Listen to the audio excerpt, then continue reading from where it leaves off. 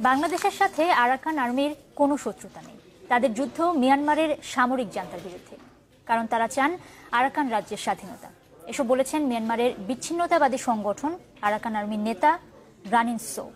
আপনারা হয়তো জানেন যে গত ২৬ আগস্ট বান্দরবান সীমান্তে বিজিবির সাথে সংগঠনটির রক্তক্ষয়ী সংঘর্ষের 2 দিন পর আরাকান আর্মির পোশাক সহ একজনকে রাঙামাটির রাজস্থলীর যেই বাড়ি থেকে আটক করা হয় তার মালিক হচ্ছেন এই রানিন সো। এরপরই আসলে আলোচনায় আসেন আরাকান আর্মির এই নেতা। বাংলাদেশ তাদেরকে আশ্রয় দিচ্ছে, মিয়ানমারের এই অভিযোগ উড়িয়ে দিয়েছেন রানিন সো। আর পুলিশের খাতায় পলাতক রানিন সোর সাথে স্কাইপে কথা বলেছেন নাহিদ হোসেন। চলুন বিস্তারিত সেটা দেখে নিই।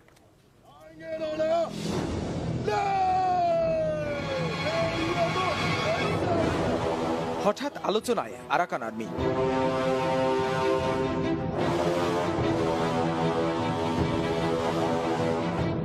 কারা এই আরাকান আর্মি, কেনই বা তাদের সশস্ত্র উত্থান, সেজন্য একটু পেছনে ফিরে দেখতে হবে। ১৭৮৪ সালে তৎকালীন বার্মার কোনবাং সাম্রাজ্যে অন্তর্ভুক্ত হওয়ার আগ পর্যন্ত স্বাধীন ছিল আরাকান রাজ্য। তখন থেকেই রাখাইনদের রাজ্যে শুরু হয় বার্মার শাসন। এরপর ১৮২৬ সালে আরাকান রাজ্য চলে যায় ব্রিটিশদের হাতে। ১৯৪৮ সালে উপনিবেশ থেকে মুক্তি পেলেও সমস্যা রয়েই যায়। মিয়ানমারের শাসকের বিরুদ্ধে আন্দোলন আর স্বাধীনতার আকাঙ্ক্ষা থেকেই তৈরি হয় আরাকান আর্মি। সীমান্তের ওপারের এসব বিরোধের রেশ পড়েছে বাংলাদেশেও। ২৬ আগস্ট বড়মদক সীমান্তে বিজিবি আরাকান আর্মির গোলাগুলির পরই শিরোনামে জনৈক রানিন সো। রাঙামাটিতে যার ৩ তলা বিলাসবহুল বাসভবন, বিভিন্ন খবরে যার পরিচয় আরাকান আর্মির নেতা হিসেবে। রানিন সোকে না পেলেও তার বাড়ি থেকে আটক করা হয়েছে 2 কেয়ারটেকার, ল্যাপটপ, মোটরসাইকেল, পোশাক আর ঘোড়া। এই ঘোড়া নিয়েই বিজিবি আরাকান আর্মির সংঘর্ষের সূত্রপাত বলে খবরে প্রকাশ। স্কাইপ কথোপকথনে রানিন সো জানান কেন তাদের এই স্বাধীনতার সংগ্রাম।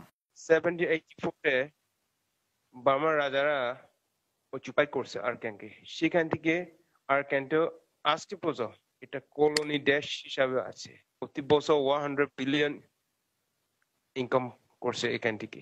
যদি এটা সহ বা মিশ্রা নিয়ে যাও, আমার জন্য কিচ্ছু রেখে না। সেজন্য আমার আরাকানিস্ট আর্মিরা ডিসিশন করে যেভাবে হোক আমার স্বাধীন নিতে হবে। স্বাধীনতার সেই লক্ষ্যে পৌঁছতেই বিদ্রোহী দলের হাতে উঠেছে অস্ত্র। ২০০৯ সালের ১০ এপ্রিল আনুষ্ঠানিকভাবে যাত্রা শুরু করে আরাকান আর্মি, যাদের সুস্পষ্ট যুদ্ধ মিয়ানমারের সামরিক জান্তার বিরুদ্ধে। এ তো সামরিক শাসক, সামরিক তো অস্ত্রকে ভয় পায়। মানুষকে অস্ত্র নিয়ে ওরা শাসন করে, সেজন্য অস্ত্রকে ভয় পায়। সেজন্য আমি সদস্যরা ওরা সাথে অস্ত্র দিয়ে মোকাবিলা করতে চায়। দিনে দিনে শক্তি সঞ্চয় করেছে আরাকান আর্মি। চলে প্রশিক্ষণ, আছে অত্যাধুনিক অস্ত্রের মজুদ। ২-৩০০ মানুষ তো না, about 10,000 professional army. Arakan army headquarter আছে। আপনি যদি ইন্টারনেটে দেখলে বুঝতে পারবো কিভাবে ট্রেনিং হচ্ছে। আরাকান আর্মি এটা প্রফেশনাল সোলজার, প্রফেশনাল ট্রেনিং। সব ওয়েপন, হেভি ওয়েপন আছে। AK-47 এটা সব থেকে, এটা নিচে গিয়ে এটা সব থেকে ছোট, এর থেকে বড় আছে সব, এর থেকে ছোট নাই। বাংলাদেশ সরকার আরাকান আর্মিকে আশ্রয় দেয়, মিয়ানমারের এমন অভিযোগ উড়িয়ে দিয়েছেন খোদ রানিন সো। বাংলাদেশের সাথে তাদের কোনো শত্রুতা নেই বলেও মত তার। এখন তো আপাতত আমার বাংলাদেশ মাটিতে একটা জুতা পড়ে না। বাংলাদেশ সরকারকে, বার্মা সরকার অ্যাসেস করছে আজকে। বাংলাদেশ সরকার আরাকান আর্মিকে এখানে শেল্টার দিছে। আসলে বাংলাদেশ সরকার আরাকান আর্মিকে শেল্টার দেয় না। ওরা বর্ডারে থাকে, বাংলাদেশ থাকে না।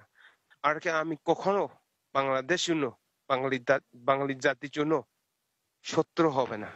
এই রানিন সোর জন্ম বাংলা ভূখণ্ডে ১৯৬৯ সালে। তবে পরের বছরই চলে যান মিয়ানমার। সেখানেই বড় হওয়া, পড়াশোনা আর রাজনীতি। নিজেকে চিকিৎসক দাবি করে জানিয়েছেন নিজের আয় দিয়েই রাঙামাটিতে তৈরি করেছেন বিলাসবহুল এই বাড়ি।